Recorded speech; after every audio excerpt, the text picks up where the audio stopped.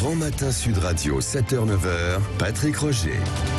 Et l'invité ce matin, Nathalie Loiseau, députée européenne Renew, ancienne ministre et auteure de La guerre qu'on ne voit pas venir. Bonjour Nathalie Loiseau. Bonjour Patrick Roger. Le dossier des migrants, ils arrivent par le sud, repartent pour certains par le nord. Où en est l'Europe? Est-ce qu'il y a une crise ouverte aussi avec l'Italie?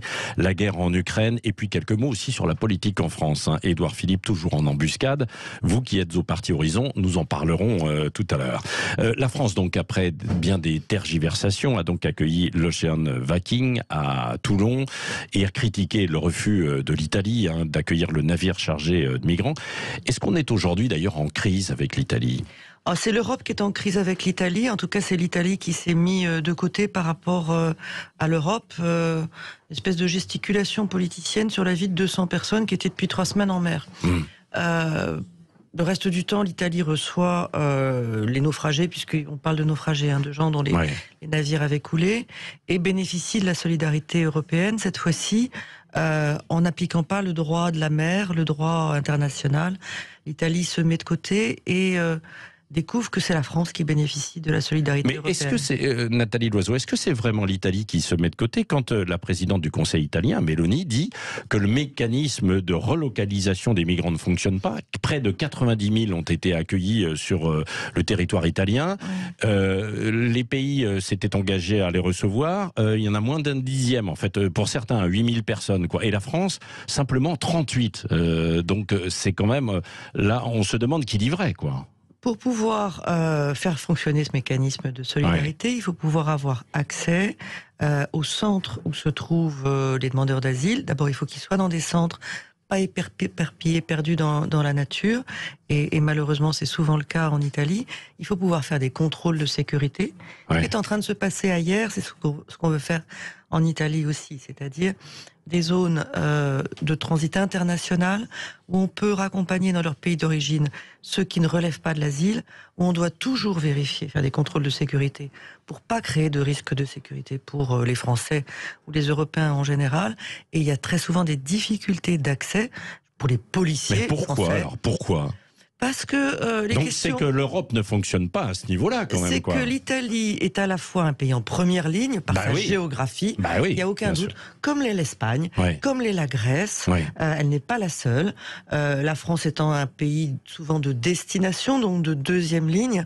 Vous avez d'ailleurs entendu le ministre de l'Intérieur dire que en rétorsion, il allait renforcer les contrôles à la frontière italo-française, parce qu'on sait très bien que les autorités italiennes ferment les yeux, n'enregistrent pas certaines arrivées et disent finalement la frontière française, c'est au nord-ouest. Allez-y. Oui. Bon, on n'est pas beaucoup mieux en fait sur les côtes nord, où on laisse en fait aussi un certain nombre de personnes passer. Vous avez vu 1000 personnes ce week-end, quoi. Donc on n'est pas mieux. On donne des leçons, mais en France on est guère mieux. Nathalie Loiseau. Il y a une grosse différence, c'est que les Britanniques nous demandent d'assurer, j'allais dire, leurs frontières.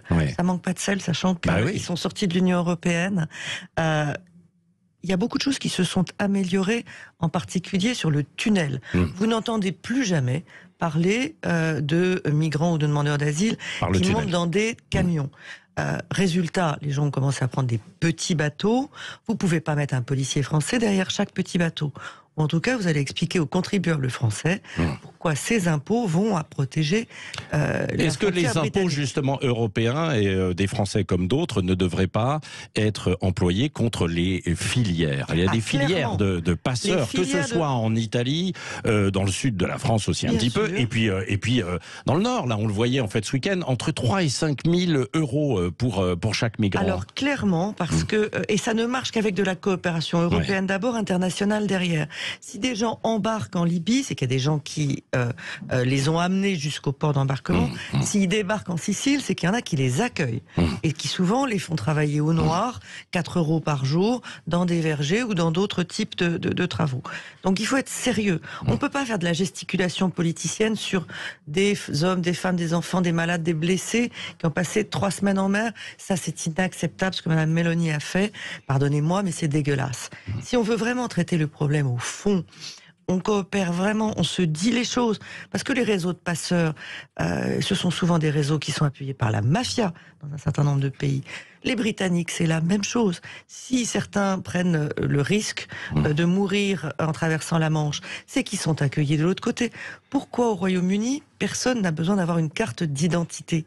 Quand vous êtes prêt à une immigration clandestine, c'est très encourageant de savoir que vous allez pouvoir louer un appartement, trouver du boulot, sans jamais montrer vos papiers.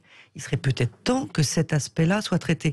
J'étais à Londres la semaine dernière, j'en ai parlé avec mes interlocuteurs britanniques, parlementaires, en leur disant, si vous êtes sérieux et si vous voulez qu'on coopère ensemble, et on le souhaite, faites un pas qui paraît Et alors, basique. quelle a été leur réponse? Parce qu'on a l'impression que ça va un tout petit peu mieux au niveau des relations. C'est vrai ou pas? Sur le ton, ça va carrément mieux. Oui. Sur le fond, on va voir. Vous savez, il n'y a pas d'amour, il y a que des preuves d'amour. En tout état de cause, ça pouvait pas aller plus mal que pendant le gouvernement Johnson où on pouvait pas travailler. Moi, j'ai eu en face de moi des gens qui avaient envie qu'on fasse des choses ensemble, qui étaient moins flambards, qui avaient compris que le Brexit était une énorme boulette dont il allait être difficile de se sortir et qu'ils avaient besoin de coopération. Faisons-le. N'ayons pas la joie mauvaise de leur dire vous vous êtes trompés, on vous laisse dans la panade. Bien sûr qu'on va travailler avec eux à partir du moment où ils sont fiables. C'est-à-dire que les engagements qu'ils prennent, ils les tiennent. C'était pas la spécialité de Boris Johnson. On espère que ça va être le cas avec Rishi Sunak. Oui. Nathalie Loiseau, revenons un instant quand même aussi sur l'Italie.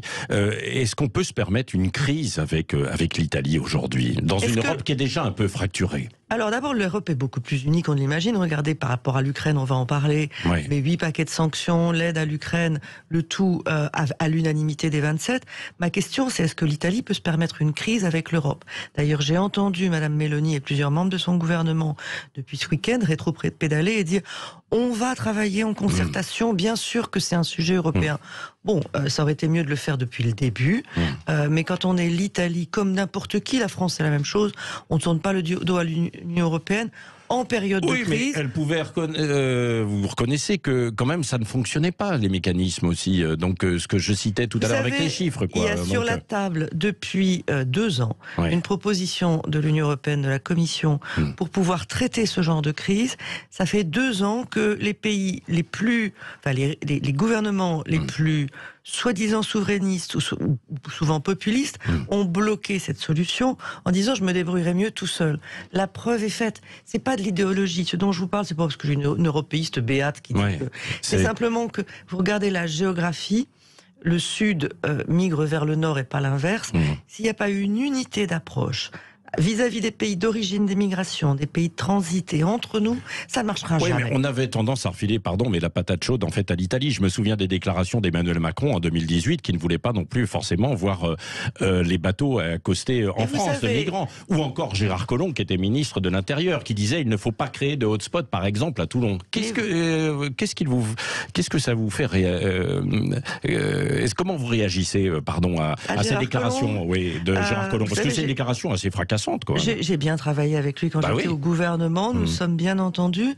Je crois que ce qui n'a pas suffisamment relevé, et ça me donne l'occasion de le faire auprès de vous, c'est que ce qui a été décidé cette fois-ci, c'est totalement exceptionnel sur une base humanitaire, c'est-à-dire 200 personnes qui étaient dans le froid sur un bateau depuis 3 semaines, avec des malades, avec des blessés, avec des enfants, avec des femmes. Il y a même eu des accouchements sur le bateau. Donc c'était un geste humanitaire qui n'a pas de vocation à devenir une règle. Dans cette question des migrations, est-ce que tout le monde dit toujours la vérité? Est-ce que l'Italie veut vraiment aider à lutter contre les réseaux de passeurs quand on sait que la compagnie pétrolière italienne Eni est très présente en Libye? Je ne sais pas. Est-ce que la mafia... c'est quoi? C'est la mafia italienne alors je derrière? dis que quand vous avez une entreprise qui travaille dans un pays où il n'y a pas d'État, elle se met d'accord avec des milices pour pouvoir continuer à travailler. Ces milices sont très souvent liées aux passeurs. C'est difficile. Et c'est probablement difficile pour un pays seul. La France seule voudrait le faire, elle n'y arriverait pas. L'Italie seule non plus.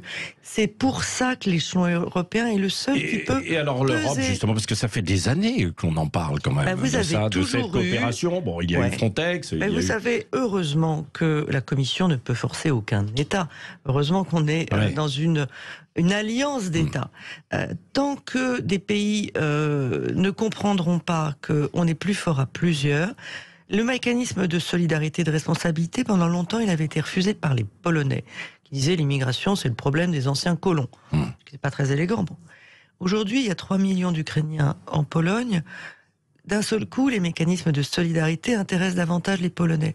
Croire que les questions migratoires ne toucheront que le voisin et ne toucheront jamais le pays que l'on dirige, c'est une fiction. Croire qu'on peut faire du zéro migration, c'est une fiction. Ce qu'il faut, c'est travailler avec les pays d'origine, faire en sorte que ces pays se développent, ne perdent pas leur jeunesse qui arrive chez nous, et bloquer les réseaux de passeurs. Et ça demande une coopération policière bien plus forte Nathalie que celle Loiseau, qu'on a aujourd'hui. Oui, vous avez parlé de l'Ukraine, en fait, à l'instant, avec l'accueil en Pologne. Il y a le retrait de Kherson, des troupes russes. Qu'est-ce que ça signifie? Est-ce que c'est un espoir d'une fin de guerre? Ça signifie que l'armée russe ne peut pas remplir les objectifs que lui fixe Vladimir Poutine.